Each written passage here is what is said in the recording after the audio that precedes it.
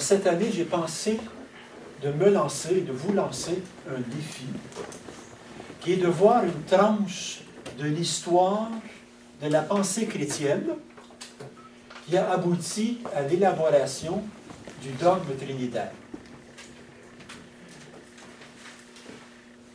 Qu'est-ce que c'est que cette histoire de Trinité? Pourquoi est-ce qu'on est arrivé à élaborer un dogme trinitaire? Et surtout, comment on est arrivé là? Et quelle est l'histoire de ce processus de réflexion extrêmement compliqué qui est arrivé en bout de ligne à dire la chose très simple, un seul Dieu en 3 personnes. Ça a l'air simple, mais ça a pris 380 ans avant qu'on arrive à ça. C'est plus compliqué que ça. Donc, au point de départ, on est face, disons, à un mystère. Hein? Il y a des mystères dans le christianisme, l'incarnation, la rédemption, la Trinité, la vocation humaine, et des mystères. Et souvent, dans notre tête, quand on entend mystère, on se dit, ben, il n'y a rien à comprendre. Mes chers chrétiens, avalez ça tout rond, fermez-vous les yeux, puis croyez. C'est l'inverse. C'est pas qu'il n'y a rien à comprendre, il y a trop à comprendre. Il y a tellement à comprendre qu'on n'arrive pas à tout comprendre. Donc un mystère, c'est quelque chose d'énorme, de magnifique, qu'on essaie de balbutier autour pour essayer de comprendre un petit peu qu'est-ce qui se passe. Qu'est-ce que c'est? C'est un peu comme quand on est face à l'océan. Là, on est sur le bord de la mer, là. C'est quoi l'océan? Là, on regarde, on voit énormément d'eau. On pense qu'on comprend. On n'a rien compris encore. Faire de la théologie, c'est de monter sur la falaise. On voit un peu plus d'océan. Mais on a toujours pratiquement rien compris par rapport à tout ce qu'on pourrait comprendre, qu'est l'océan dans sa grandeur. Donc la démarche, c'est d'essayer de comprendre un petit peu mieux cette partie de notre foi qu'est la Trinité.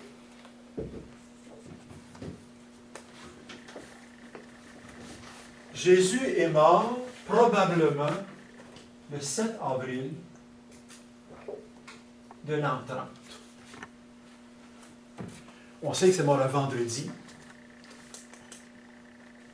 Les évangiles ne donnent pas la date, mais c'est d'après les calculs qu'on peut faire la date la plus probable, le 7 avril de l'an 30. Les disciples de Jésus, ceux qui par après sont ajoutés aux disciples de Jésus, donc la première communauté chrétienne, se rendent compte que leur expérience de foi, leur expérience de prière, leur expérience avec Jésus est différente de ce qu'elle était avant. Ce sont tous des monothéistes. Jésus était juif, croyant en un seul Dieu. Les disciples étaient juifs, croyant fermement en un seul Dieu. Là, ils se rendent compte que c'est plus compliqué que ça. Donc, le point de départ, c'est une expérience. On va y revenir dans 5 minutes. Cette expérience-là, donc, une expérience, va être mise petit à petit dans des réflexions. On va réfléchir à cette expérience-là, la comprendre, la creuser. Qu'est-ce qu'on est en train de vivre? Comment est-ce que ça se fait qu'on vit ça de cette façon-là? Donc, une part de réflexion.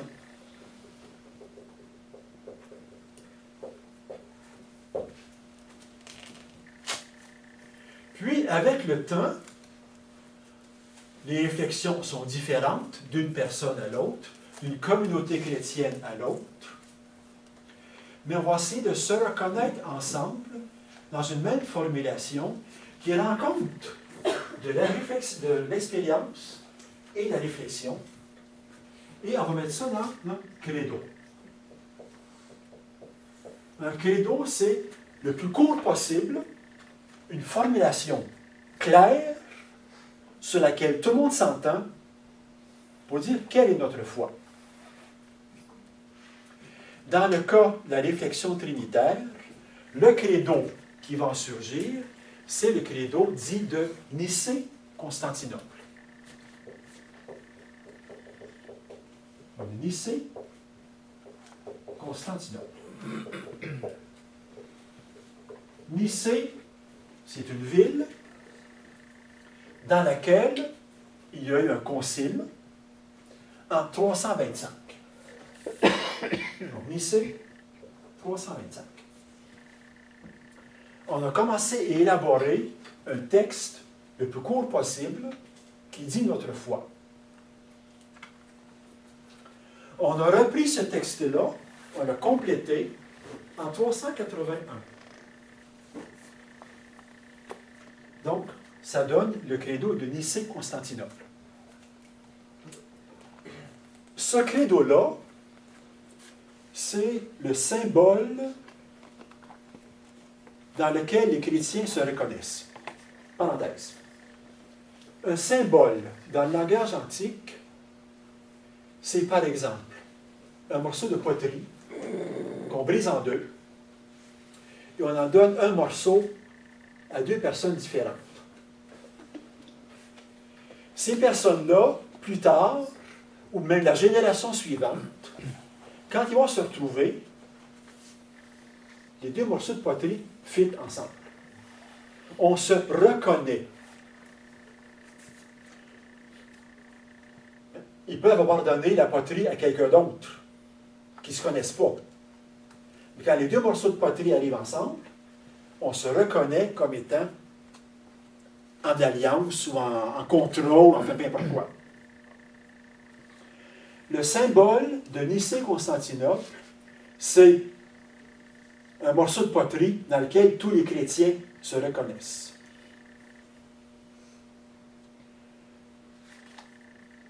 Les catholiques se reconnaissent là-dedans, les orthodoxes, les protestants, les anglicans, les nestoriens, les chaldéens, toutes les églises chrétiennes, pour être chrétiennes, doivent se reconnaître, pour accepter ce credo de Nicée-Constantinople.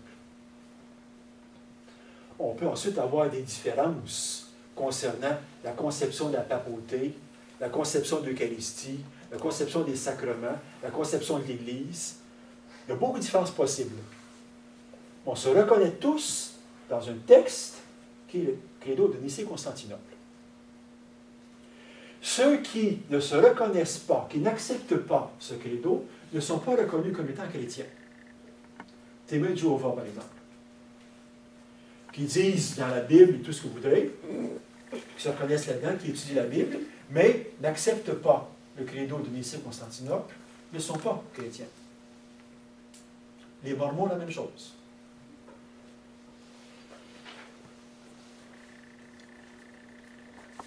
Donc, le credo de Nicée-Constantinople.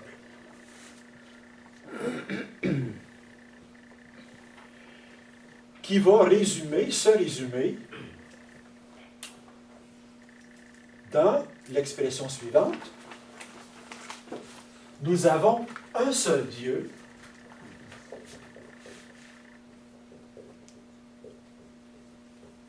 donc nous sommes tous monothéistes. Ce Dieu, quand on essaie de dire qui il est, c'est un Père qui engendre un Fils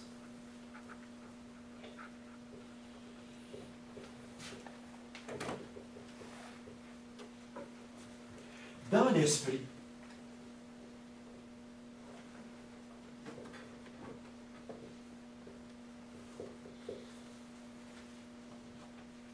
Mais nous avons un seul Dieu. Là, je vous révèle le scoop, déjà, là, dans lequel on va aboutir seulement après 4 dimanches d'études. Donc, la démarche que je propose cette année, c'est 4 dimanches qui vont aboutir petit à petit, après beaucoup d'essais, d'hérésie, d'erreurs et de faux pas, à cette toute petite expression un seul Dieu, qui est un Père, qui engendre le Fils dans l'Esprit Saint.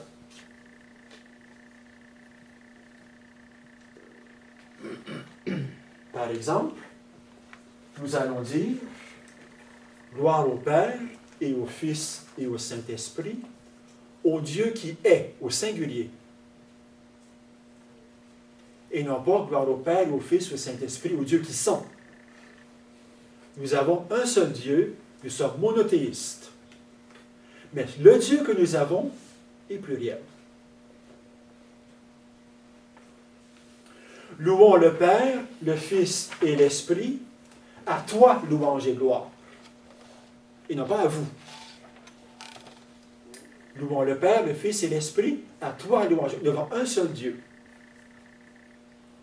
Donc, quand les musulmans nous disent qu'on est polythéiste, non, on n'est pas polythéiste, on est monothéiste. On a un seul Dieu, mais c'est un Dieu pluriel. Bénissons Dieu le Père, le Fils et l'Esprit Saint, à lui haute gloire, et non pas à eux.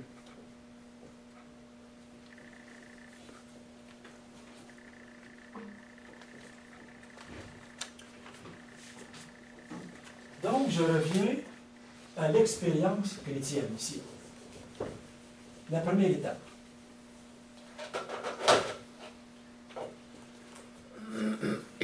La première tranche de l'expérience qu'ils font, c'est qui est Jésus.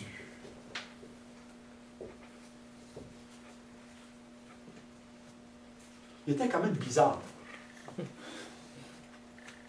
On est monothéiste. On croit en un seul Dieu. Et Jésus pardonne les péchés. Il n'y a que Dieu qui pardonne les péchés. Qu'est-ce qui se passe? Parce que le péché, c'est une rupture radicale entre l'être humain et Dieu. Bon, oubliez les petits péchés là, ordinaires qu'on fait, là, voler un petit biscuit de la boîte à moment, ou... bon, ça c'est... Le péché, c'est une rupture entre Dieu et moi. Le projet d'amour de Dieu, je dis non. Je refuse. J'entre pas dedans. Et quand on reprend, par exemple, le péché par excellence, qui est le péché d'Adam, c'est pas qu'il mange une pomme, on s'en fout de la pomme, là. Bon. Ce que Adam a voulu faire, c'est de dire, le projet de vie que tu me présentes, le projet de bonheur que tu me présentes, j'en veux pas, et je veux le réaliser par moi-même. Je veux devenir comme un Dieu. C'est la tentation du démon, hein? Vous allez devenir comme des dieux. Donc on refuse cette relation-là. On refuse d'entrer dans le projet de Dieu. Et là, quand moi je commets un péché, vraiment, là, c'est de refuser d'entrer dans le projet de Dieu. Je vais le faire par moi. Je veux être un self-made man.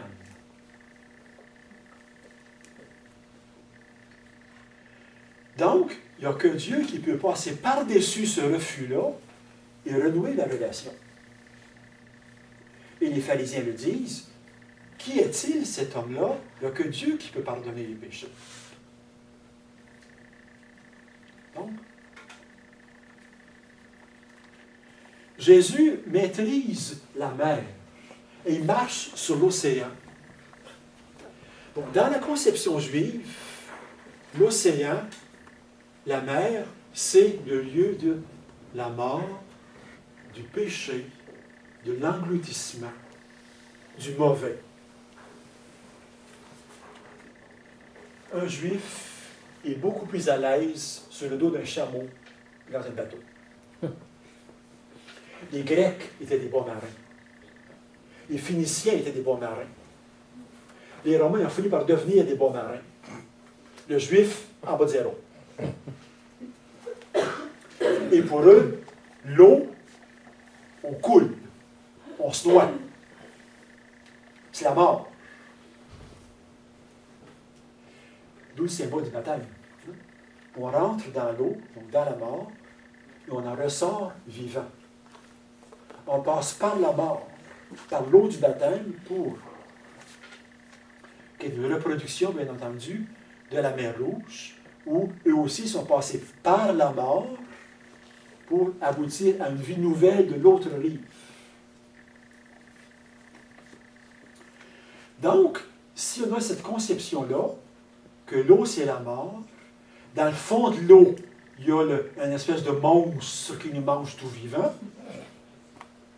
Léviathan, Sheol, et que les disciples voient Jésus qui marche sur l'eau. Ça veut dire que la mort n'a pas de pouvoir sur lui. Il maîtrise l'eau. Il domine la puissance de la mort.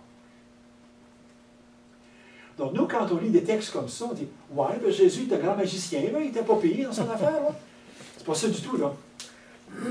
Il y a toute une immense symbolique derrière de la puissance de Jésus qui n'est pas engloutie par la puissance de la mort, qui est plus que la maîtrise, qui calme la mer et qui peut marcher dessus.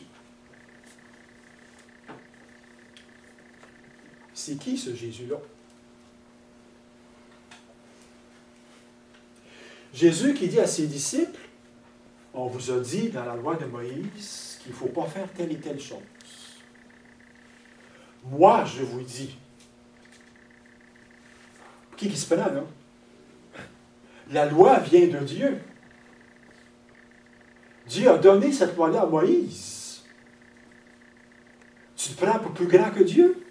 Pour un autre Dieu? Un Dieu numéro 2? Jésus, c'est qui, là? Même chose pour le sabbat. Le sabbat était l'institution la plus sacrée en Israël.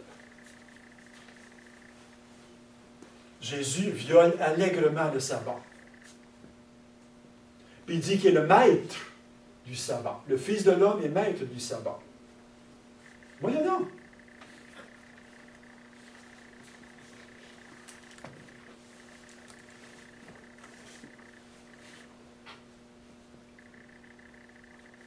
Au baptême, lors de son baptême, les cieux s'ouvrent et la voix du Père dit « Celui-ci est mon Fils bien-aimé. »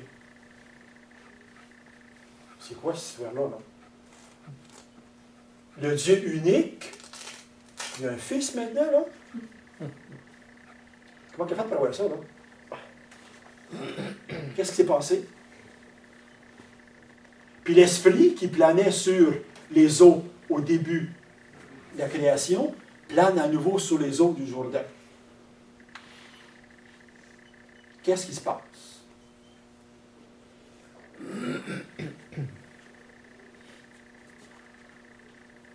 Dans le mystère pascal,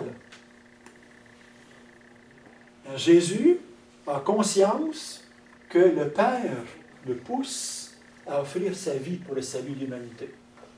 Ce n'est pas sa volonté, c'est la volonté de quelqu'un d'autre. Qu'il appelle son Père, Abba, Papa. Oui, Adam. Pour qui il se prend? Puis, le dimanche de Pâques, il est ressuscité par un troisième, la force de l'Esprit.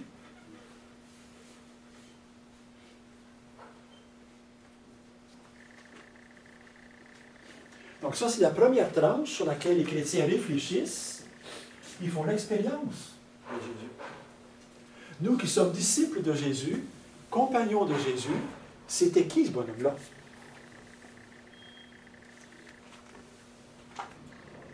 Deuxième expérience que les chrétiens font, c'est la prière qu'eux-mêmes font.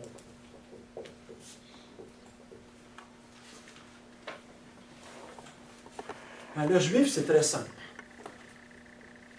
Le juif se place devant Yahvé, offre ses prières, ses sacrifices, ses supplications à quelqu'un d'autre qui est en face de lui.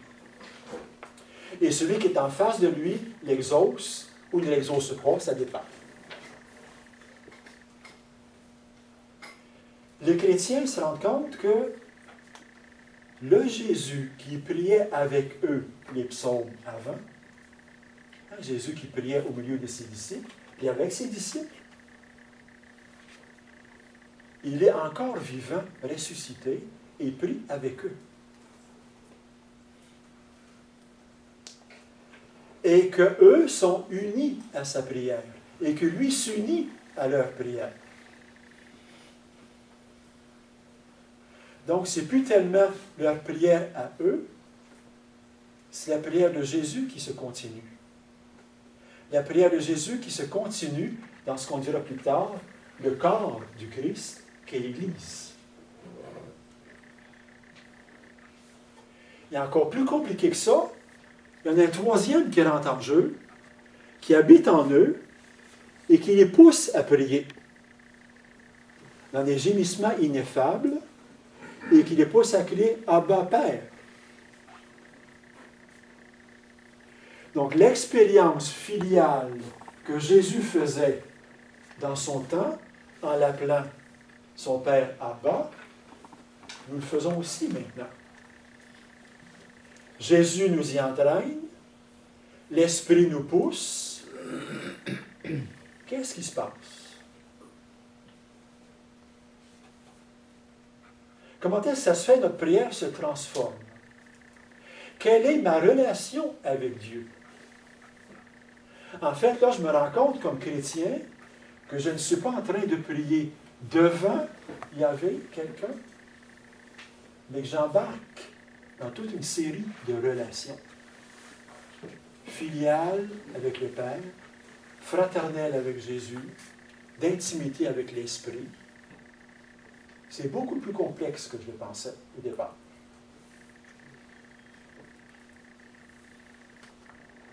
Je prends un exemple. On a eu pendant plusieurs années un employé qui travaillait pour nous et qui avait 2 enfants, un garçon et une fille. Quand le garçon et la petite fille avaient 3-4 ans à peu près, il avait dans la maison une chienne, berger allemand. Et les enfants passaient leur temps à tirer la queue du chien, tu sais, les oreilles du chien, puis ça venait que le chien. Bon, c'était pour eux un jouet, comme n'importe quel autre jouet. Et la chienne a fini par avoir tellement peur des 2 enfants, que quand il était dans la maison, il se cachait en dessous du poêle. C'était la seule place où les enfants n'allaient pas. Et puis le monsieur a fait accoupler sa chienne à un moment donné, qui est venue enceinte, et est venue l'heure de la mise bas. Donc, là-haut, la portée. Donc, il a construit une espèce de carré de sable, si vous voulez, avec des journaux dedans et des guenilles, pour que la chienne puisse accoucher et garder ses petits en sécurité à l'intérieur de la boîte. Et quand est arrivée l'heure de l'accouchement, pour initier ses enfants aux réalités de la vie, entre guillemets, il a pris les 2 enfants et les a mis dans la boîte. Pour qu'ils regardent ça de proche, qu'est-ce qui se passe quand une chienne a ses petits. Puis la chienne est venue un peu confuse. Elle a eu l'impression qu'elle a eu des petits chiots, mais aussi 2 enfants avec. Et elle considérait que les 2 enfants faisaient partie de la portée. Et elle lichait les petits chiots, lichait les enfants, puis s'occupait des chiens. C'était la même chose. C'est un peu ce qui est arrivé avec la première communauté chrétienne. Le Père du ciel a engendré son Fils. Il est venu un peu confus, et puis il a cru que nous, enfin quoi? Il a voulu que nous, on soit aussi partie prenante de la portée. Okay? Nous participons à la filiation du Fils. Mais pour qu'il y ait un Fils, il faut qu'il y en ait 2, là. Mais on est monothéiste. On est monothéiste, puis on participe à l'expérience filiale de Jésus. Ça ne marche pas, là. Jésus se situe comment face à son Père? Il est-tu Dieu? Il n'est pas Dieu? Il est Fils? Il n'est pas Fils? Bon. Et nous, on y participe. Là, c'est le cœur de l'expérience chrétienne. Hein? On n'a pas à convaincre Dieu.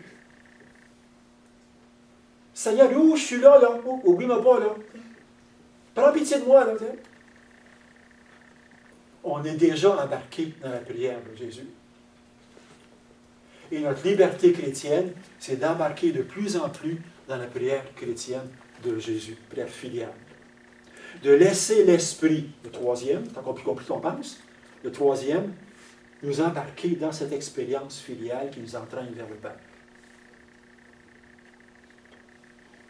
Donc ça, c'est le type d'expérience que les chrétiens font.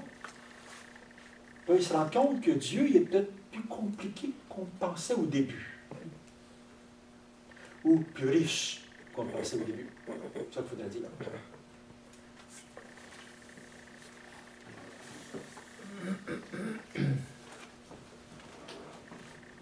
La pratique de la liturgie.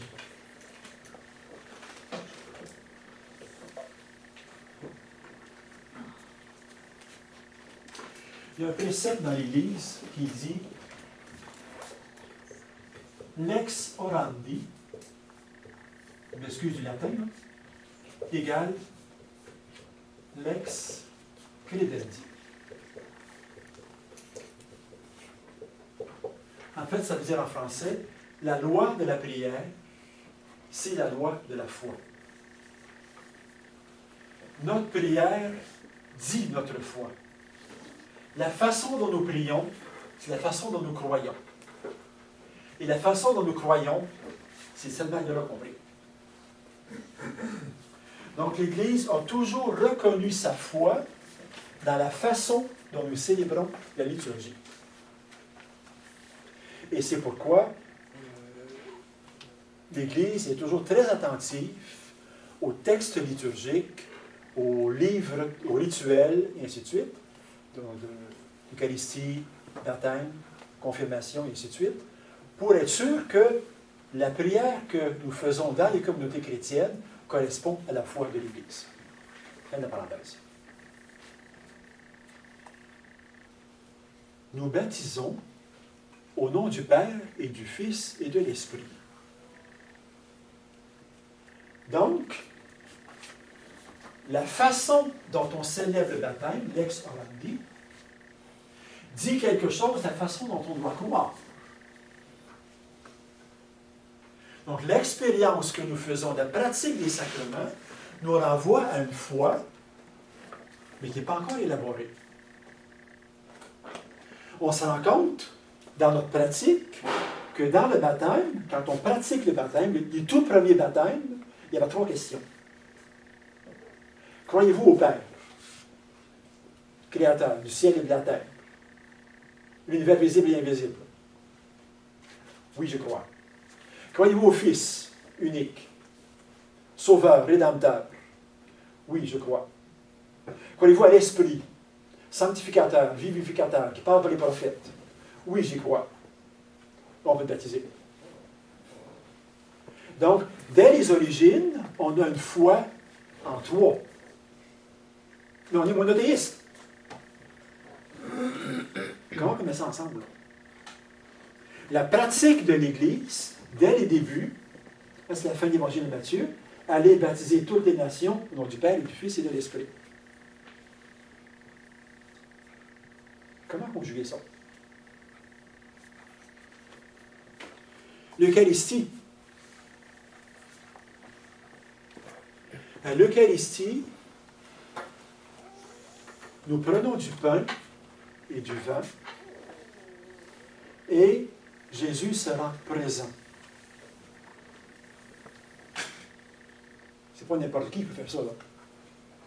Donc Jésus est doué d'une puissance de vie exceptionnelle qui lui permet de faire ça. Jésus se rend présent.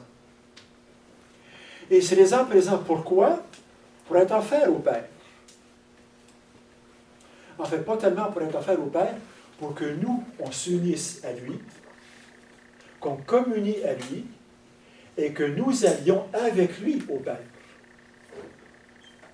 Père Jacques, oui. Je veux juste dire, il y a une fin qui va passer pour les nouveaux. C'est ça. Une fin qui s'occupe pour les descoliens. Donc, que nous nous unissions à Jésus qui s'offre au Père pour que nous-mêmes aussi, on participe à cette offrande filiale que Jésus refait à l'intérieur de l'Eucharistie. Ça va pour ça? Et ça se fait sous la puissance de l'Esprit. Il n'y a pas de consécration s'il n'y a pas l'Esprit Saint. C'est l'Esprit Saint, la puissance de l'Esprit qui permet la consécration. Et c'est pourquoi dans les prières eucharistiques, avant la consécration, on évoque l'Esprit. Pour que l'Esprit Saint descende sur ce pain et fasse de ce pain le corps et le sang du Christ. La consécration. Et ensuite, à nouveau, on évoque l'Esprit Saint pour que cet Esprit Saint fasse de nous, l'Assemblée, qui allons communier au pain consacré, le corps du Christ pour être offert au Père. Donc là aussi, pour faire simple, il y a 3 acteurs. Quand on célèbre l'Eucharistie, il y a Jésus qui a un rôle à jouer là-dedans, se rendre présent, s'offrir. Il y a l'Esprit Saint qui a un rôle là-dedans. Puis il y a le Père qui a un rôle là-dedans, c'est d'accueillir puis d'accueillir puis de recevoir cette offrande. Donc encore une fois, quand j'offre l'Eucharistie, c'est très différent du Juif qui offre un bœuf. Il égorge le bœuf, puis il brûle, puis il l'offre. Bon, il va vers Dieu. On est à 2 là. Moi, le Juif, puis le Dieu Yahvé. Là, c'est beaucoup plus compliqué. Je suis embarqué dans une relation, dans une offrande, parce que je deviens un avec un corps, qui est celui du Christ, qui est offert au Père, dans la puissance de l'Esprit. Wow!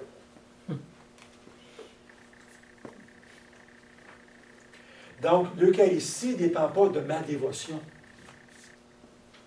ne dépend pas de ma ferveur. C'est le Christ qui fait tout. Je n'ai qu'à entrer dans le jeu de l'offrande que le Christ refait pour nous. À laisser l'Esprit me transformer pour qu'à mon tour, je devienne uni au Christ, une offrande au Père. Par lui, avec lui et en lui, j'offre tout honneur et toute gloire.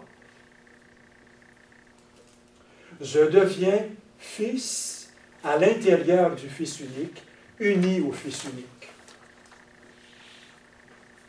Et après la prière eucharistique, nous osons dire notre Père. Parce que nous devenons enfants de Dieu à l'intérieur de la prière eucharistique. J'ose dire notre Père. Donc là aussi, c'est l'expérience de la prière que les chrétiens font. Comment expliquer ça? Comment comprendre ça?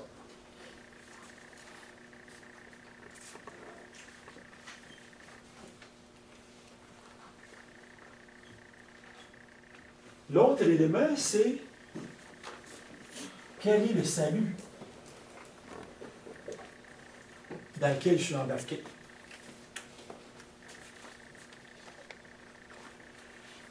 Si vous demandez à monsieur, madame, tout le monde, c'est quoi notre salut? Ben, c'est d'aller au ciel, d'avoir une auréole sur la tête, une grande robe blanche, des ailes de canard dans le dos, et on va jouer sur la harpe pendant très, très, très, très, très longtemps. Parce que ça dure éternellement. Et l'éternité, c'est extrêmement long, surtout vers la fin. En tout cas, tout ce qu'on espère, c'est que les nuages soient moelleux, parce qu'être debout tout le temps, ça va être très, très, très, très long. C'est complètement stupide comme conception.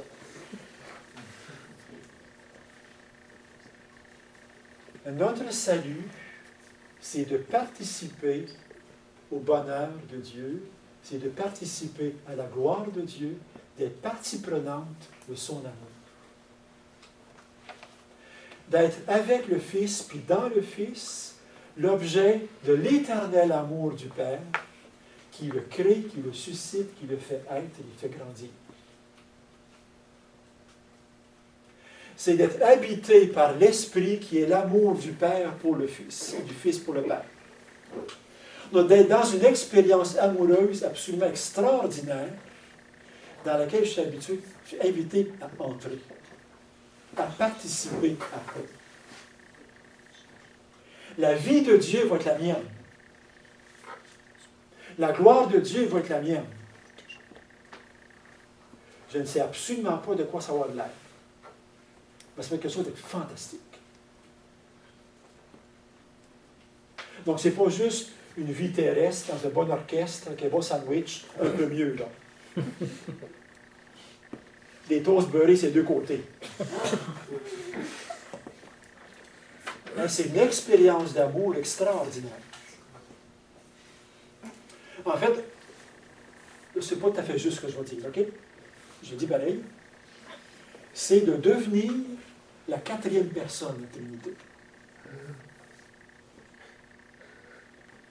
Devenir la quatrième personne de la Trinité, parce que l'amour de Dieu, j'entre dedans. Je suis invité à participer.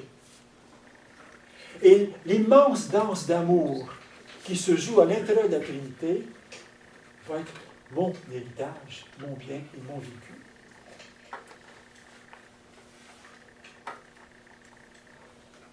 Mais si j'entre, si la perspective éternelle qui est la mienne, c'est d'entrer dans une danse d'amour à plusieurs,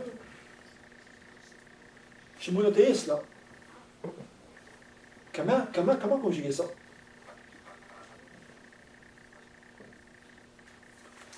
Puis le dernier point, c'est la grande découverte que Dieu est amour. Et je dis bien qu'il est, et non pas qu'il a. C'est différent. C'est que son être même est amour. Il ne peut pas faire autrement que aimer. La définition de ce qu'il est, c'est l'amour. Tout ce qu'il fait découle de ce qu'il est aimé. Il ne peut pas condamner, il ne peut pas punir, il ne peut que aimer. C'est nous qui nous punissons en nous séparant d'eux. C'est nous qui nous punissons en refusant d'eux. Lui ne peut que aimer.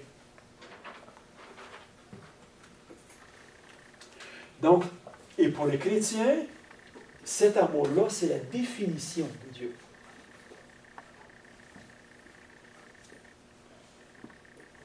Donc, la fameuse question, qu'est-ce que Dieu faisait avant que le monde existe?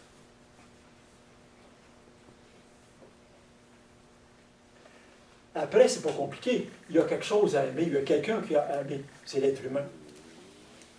Mais avant que le monde existe, il était déjà amour. Mais il n'y avait rien à aimer. Donc, il est en chômage. Même pas parce que le chômage, c'est le job. Mais son être. Son être implique que il n'est pas fortement qu'aimé, donc il n'y a rien à l'extérieur de lui à aimer, donc il aime à l'intérieur de lui-même. L'amour est vécu à l'intérieur. Il est amour, il est en train d'aimer, il ne peut pas faire autrement qu'aimer dans l'intérieur de lui-même. Sinon, c'est une espèce de gros narcisse qui s'aime tout seul. Il y a une pluralité à l'intérieur. Donc, de toute éternité, Dieu est un Père qui aime un Fils et qui l'engendre. Et cet amour-là se fait dans l'esprit. Donc, avant que le monde soit, il était déjà aimant. Il était déjà amour. Il était déjà en train d'aimer, mais il y avait une pluralité à l'intérieur de lui-même. Amour implique qu'on soit au moins deux. Donc, le monothéisme strict est incompatible avec Dieu est amour. D'accord? On ne peut pas dire à la fois Dieu est un, tout seul, et Dieu est amour. C'est pourquoi les musulmans, qui n'ont pas la Trinité, disent que Dieu non pas est amour, mais a la miséricorde. pour le musulman, la miséricorde est une caractéristique de Dieu, qu'il déploie de temps en temps quand il a l'occasion de le faire. Mais ce n'est pas sa définition. Nous, comme chrétiens, c'est une définition. Donc, si nous définissons Dieu comme amour, il faut qu'il y ait à l'intérieur de lui quelqu'un à aimer. Un jeu d'amour, une relation d'amour n'est fait que ça. Donc, ça implique une pluralité, parce que quand on aime, on a nécessairement quelqu'un d'autre. Si on s'aime soi, c'est de l'égoïsme. C'est du narcissisme. Donc, encore là, la définition de Dieu implique une pluralité.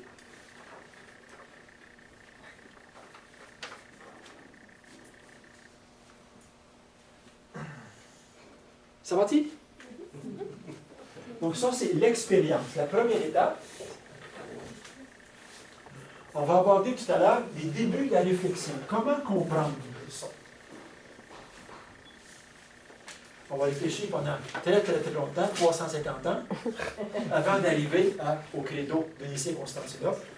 On a 4 dimanches pour faire cette étape-là. Pour suivre la réflexion chrétienne, en simplifié, pour arriver à la finale. La pause se prend dans la salle juste à côté, ici, je pense. Ça devrait. Donc, on se retrouve à 3h05.